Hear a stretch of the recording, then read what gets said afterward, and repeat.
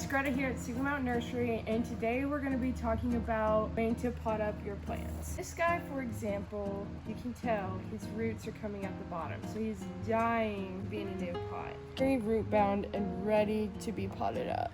Now, if your plant is root bound like this and has roots coming out of the bottom, it's okay to just pull those off the bottom. It's not going to hurt it. It'll help it promote new root growth once you pot it up. So here it is out the pot, just ripped off all of these extra roots, and it's good when you see white roots. That means the roots are healthy, but as you can tell, he's really root bound and is ready for some new room.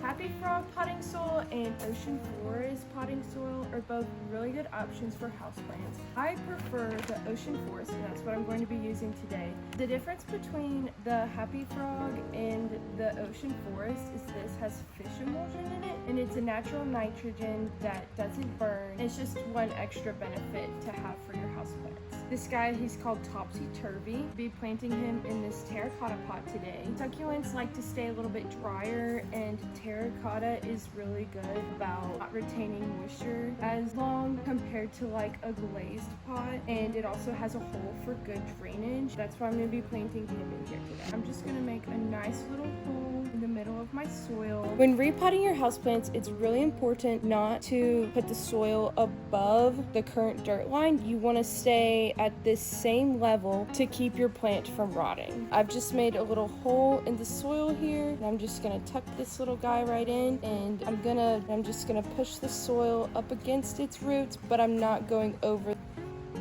And you want to compact your soil just a little bit. That way when you first start watering it, all of the soil doesn't wash away until it gets rooted in.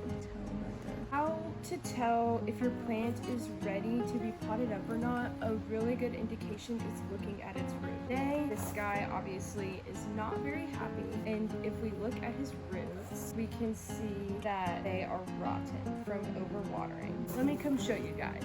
I'm gonna take him out. As you can see, these roots are dead, falling apart. I mean, they're just rotten. They're very squishy. They pull apart easily. This poor guy has been overwatered. A good way to avoid overwatering is checking your soil each time before you water and making sure your pot has good drainage. So obviously this guy is not that happy. If we compare this Marble Queen pothos to this Marble Queen pothos, as you can tell, this is way happier. If I take it out, I can show you that these roots are a lot healthier. So looking at the roots on this one, you can tell that these roots are a lighter, healthier brown color. If you can see, these white tips is a good indication of healthy roots. And they're firm, they're not falling apart, they're not squishy. Also, this soil, it's not super dry, but it's not saturated like the soil on the other one. You can tell from the mold in the soil and from how the roots are just pulling apart and are squishy that the soil is too wet. So depending on the houseplant that you're planting, some guys like to stay way drier than others. If you're planting cacti, this cactus mix is a